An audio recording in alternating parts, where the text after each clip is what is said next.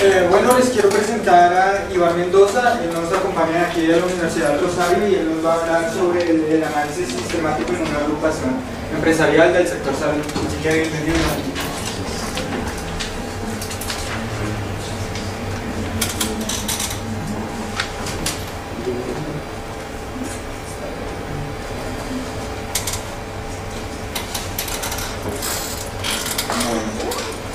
Este trabajo hace parte pues, de una serie de asesorías que hemos tenido con estudiantes de la maestría en Administración de Salud de esta universidad. En este caso pues, tuvimos la buena fortuna de contar con personas que trabajan en una de las EPS más grandes de Colombia. Pues no podemos mencionar cuál es, no vamos a poder mencionar.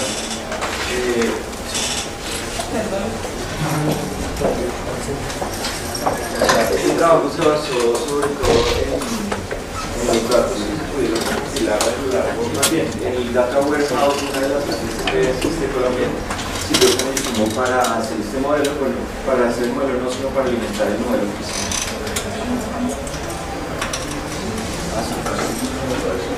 Bueno, estas personas nos contaron que en las EPS tenían muchos problemas financieros, que había gran cantidad de dinero que, aunque no se estaba perdiendo en actividades diferentes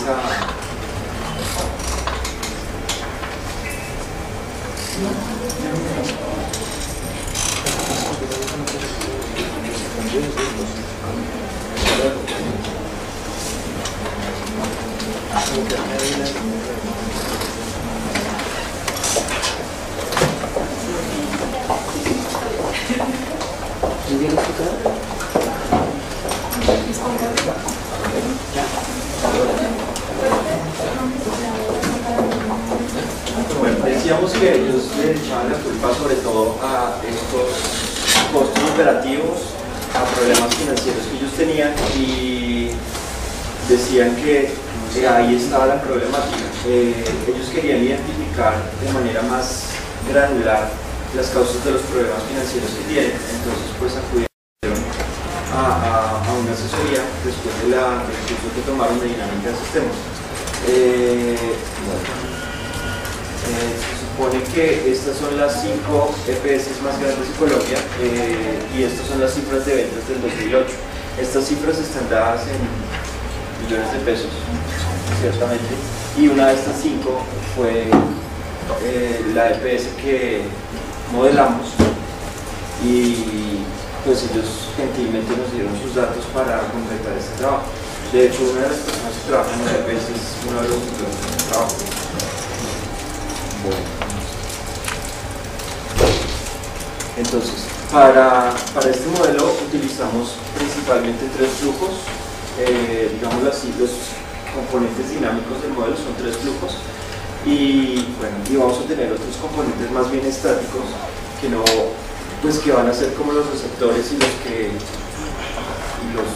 los receptores de los flujos, o más bien el intercambio de información se va a dar a través de los componentes estáticos. Entonces estos flujos van a estar dados por los pacientes, las quejas y la facturación. Solo eso. Ellos dicen que basados en estas 3 cifras se puede caracterizar a la EPS de manera pues más o menos completa. Hay costos fijos, hay muchos activos que no se están renovando continuamente y casi no hay investigación al interior de la EPS. Entonces casi todos casi el 90% de, digámoslo así, el devenir financiero de la empresa está dado por estos 3 flujos.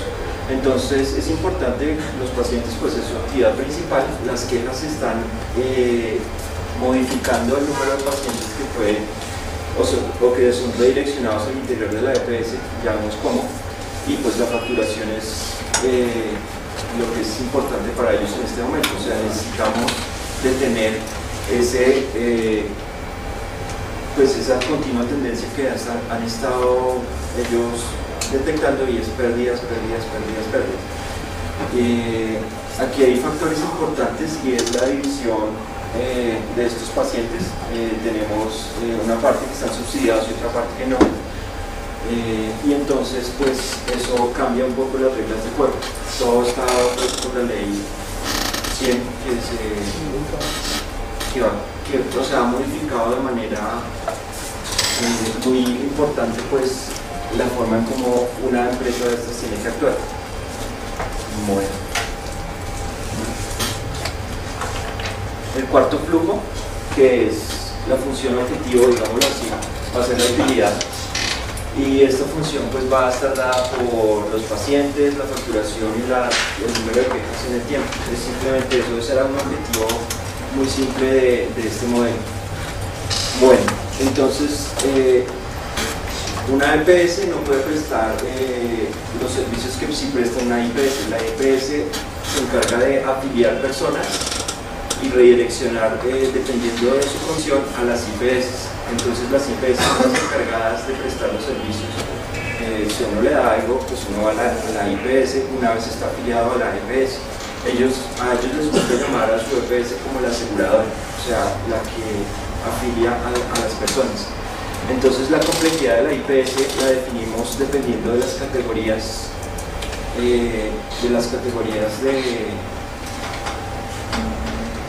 digámoslo así, si tenemos una consulta que vale en promedio 10.000 pesos o que está en este orden de magnitud, entonces va a ser de la categoría más baja. Y las consultas más caras, que pueden estar en el orden de los 100 millones, pues van a estar en las categorías más altas. Hay muy pocos pacientes y muy pocas consultas que pueden valer pues que pueden entrar en este orden de magnitud. Pero, como vamos a ver ahorita, aunque son muy pocos pacientes y muy pocas consultas y muy pocas IPS están en capacidad de atender situaciones que estén dentro de este orden de magnitud, van a ser muy importantes dentro del asunto de los problemas financieros. La otra característica del flujo de pacientes es la asistencia. Para este tipo de consultas, de las que están en el orden de los 10.000 pesos, la tasa de inasistencia es altísima, es casi el 44%. O sea, piden la cita se les concede para mucho tiempo en el futuro y digamos 8 o 10 días, y las personas simplemente prefieren no ir porque se mejoran, ya están bien, entonces no pasa nada. Pero en cambio, si a uno le van a hacer un examen terrible donde le tienen que hacer un montón de cosas y prepararlo con mucha anticipación, bueno, entonces este tipo de exámenes o este tipo de intervenciones tienen una muy baja tasa de inasistencia, y así se caracteriza este flujo de pacientes. Este es digámoslo así, una primera, no, mentiras, este es el modelo final de cómo queda una IPS.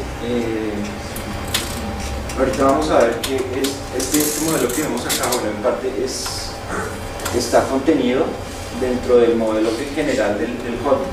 O sea, el holding es la empresa, la EPS, y esa empresa tiene una participación accionaria en otras empresas que son las IPS. Entonces, si yo tengo una EPS que se llama, bueno, una de las que vimos, la clínica de allí a 2 cuadras de acá, o sea, esa EPS tiene cierta participación accionaria en esa clínica.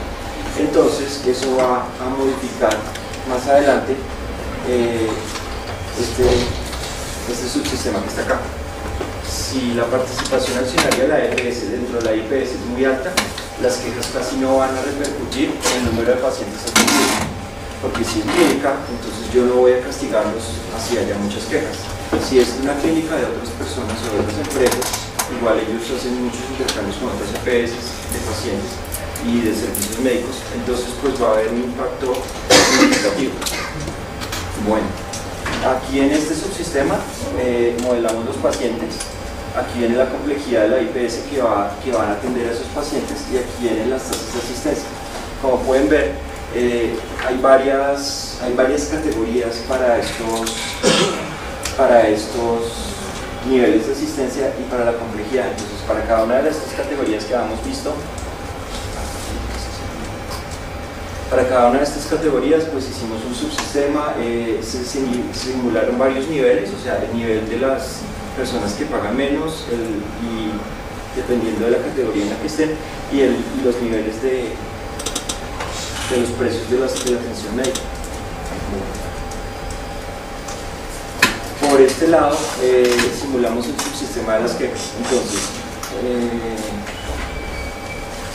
aquí tenemos un umbral de quejas que es propio para cada IPS. Entonces, si nuestra EPS posee una participación accionaria alta dentro de una IPS, ese umbral de quejas va a ser altísimo. Necesitamos que el umbral llegue a muchísimas quejas para que la IPS sea penalizada el número de pacientes que la EPS tiene bien.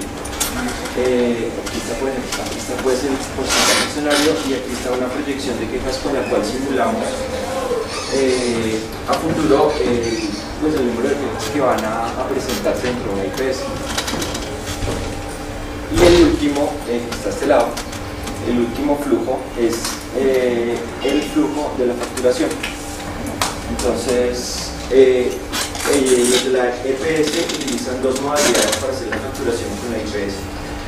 Ellos proyectan un número de pacientes que pueden ser atendidos por una IPS y pagan una cifra por esa proyección. O sea, si vamos a atender quizás unos 100 pacientes, entonces pagan por eso y pagan por anticipado. O pueden pagar después de que se han atendido esos pacientes y pagan precisamente el número de pacientes que se atendieron.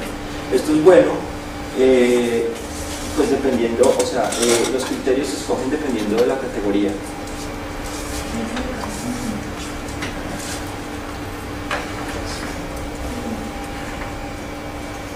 En estas categorías en las cuales la atención médica es menos costosa, se paga generalmente por los, o sea, como dice ahí, por resumen, llegan todos esos pacientes con el mismo comportamiento, pero la tasa de inasistencia es muy alta.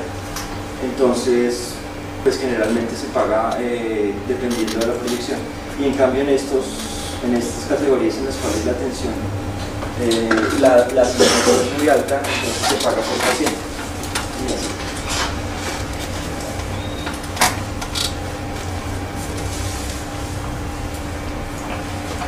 Bueno, ahora les voy a mostrar un modelo.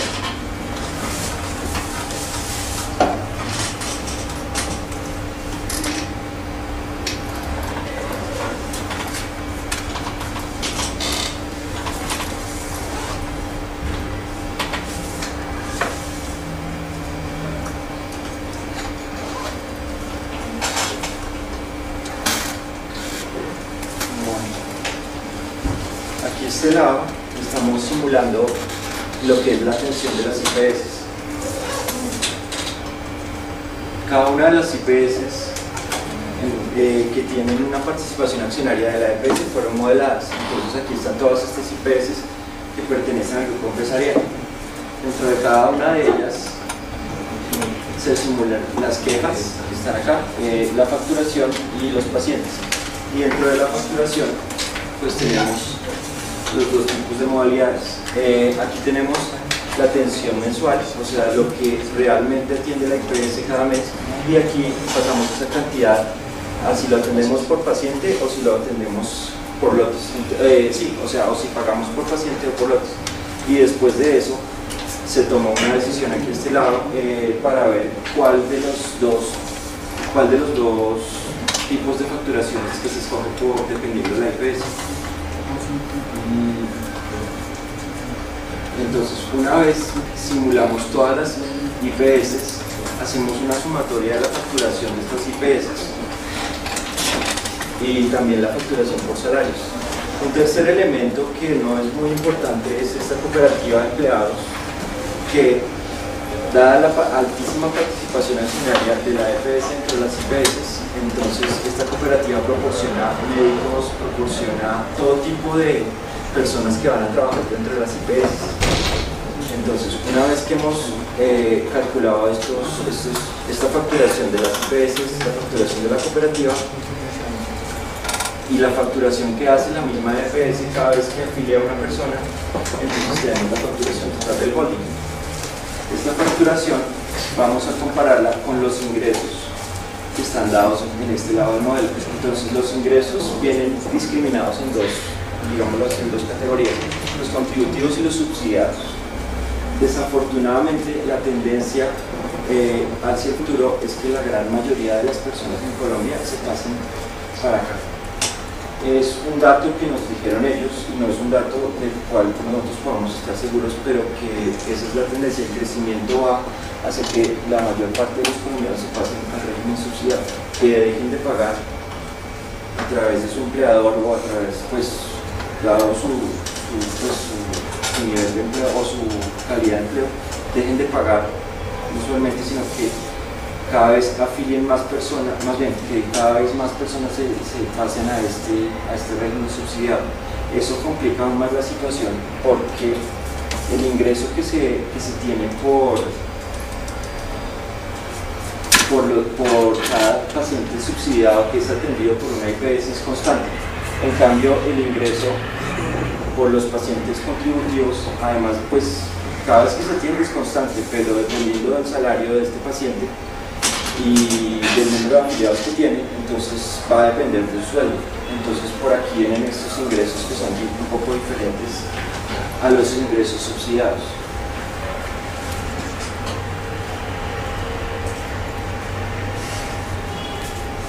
La conclusión triste del asunto está por acá.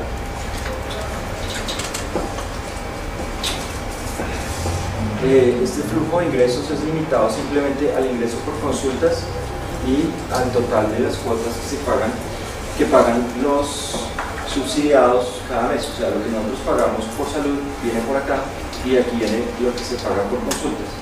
Eso a veces lo pagamos nosotros cuando vamos nosotros o lo paga el gobierno cuando es una persona del régimen subsidiado. Y la facturación viene a este lado, todo lo que se gasta en contratación y pues en atender a los pacientes.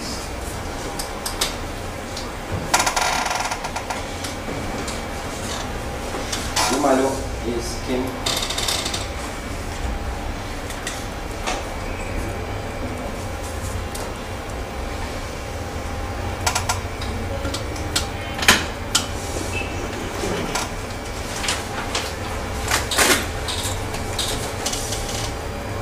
los ingresos mensuales por cuotas de la categoría A, que es la categoría de las personas que ganan entre 1 y 2 salarios mínimos, son estos, y los ingresos de las personas que tienen que aportan por más de 5 salarios mínimos son estos. Y pues los que están entre 2 y 5 están acá. Entonces podemos ver que la categoría C, que es las personas que más ganan y que más aportan, están aportando una buena parte del sistema. Y aquí vamos a ver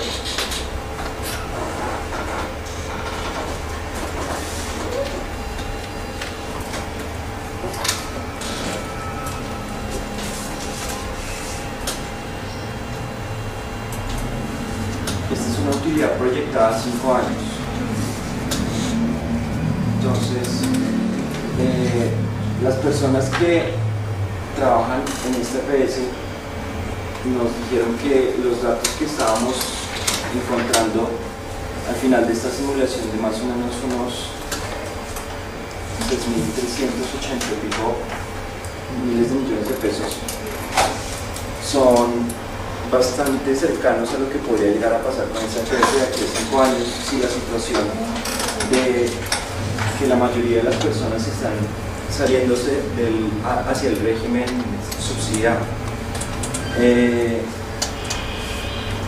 Otra de las problemáticas que pudimos identificar es que son muy pocos los pacientes con condiciones muy graves que cuestan mucho dinero los que pueden llegar a hacer presentar estos comportamientos. Si este tipo de atención a pacientes que son muy costosos, aunque son muy poquitos, se dejara de prestar, entonces pues la curva no sería tan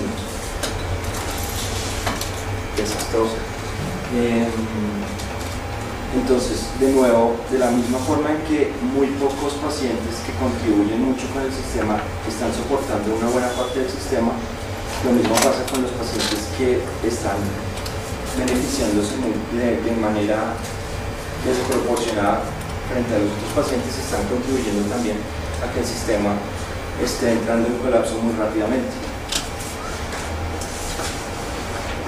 Y pues, entonces, esta es una forma un poco diferente a lo que yo he podido ver en las diferentes ponencias de tratar un problema utilizando dinámica de sistemas.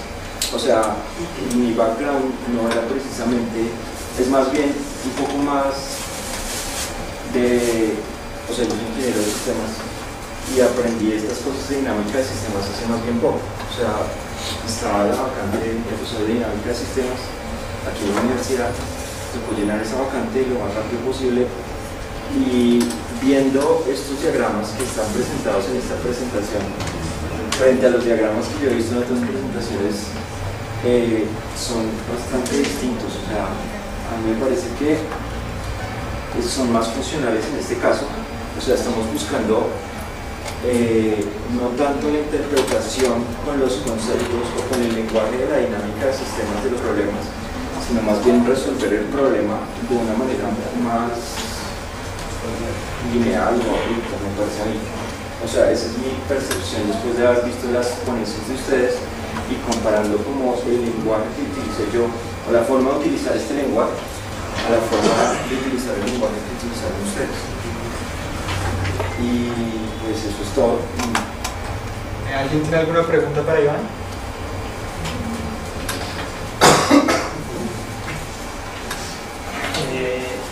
Digamos en el marco de las comunicaciones que encontró, ha podido llegar a pensar como una solución a ese problema, a evitar ese crecimiento. Además del solo decir, bueno, pues que la gente no se pase por si va a continuar con pues eso es... No mejora mucho la situación. Incluso si el 90% de las personas son contribuyentes, la situación no mejora casi nada. Entonces la curva es tan desastrosa porque los muy pocos pacientes que implican gastos altísimos para la EPS están sacando la mayor parte del dinero que entra por ambos lados, o sea, tanto por el gobierno como por los contribuyentes. Pero es muy difícil, o sea, para una EPS es imposible no afiliar a una persona. O sea, como decía la persona que trabaja en la EPS, una sola persona hemofílica puede quebrar una EPS de tamaño mediano, una sola persona.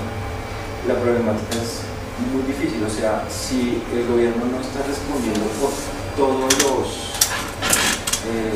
casos de este tipo, sino más bien por aquellos para los cuales las personas ponen una tutela. Por ejemplo, si hay una persona que quería hacerse una cirugía de los ojos porque tenía miopía, entonces ponía una tutela y aunque esa cirugía no era pues de alto riesgo, ni siquiera, o sea, no se podía corregir la situación con el uso de unas gafas, ganaba la tutela y tenía que pagar el gobierno.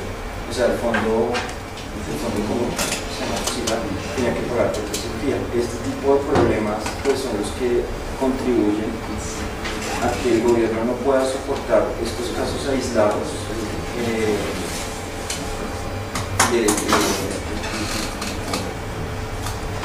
de consumo de los recursos de la EPS.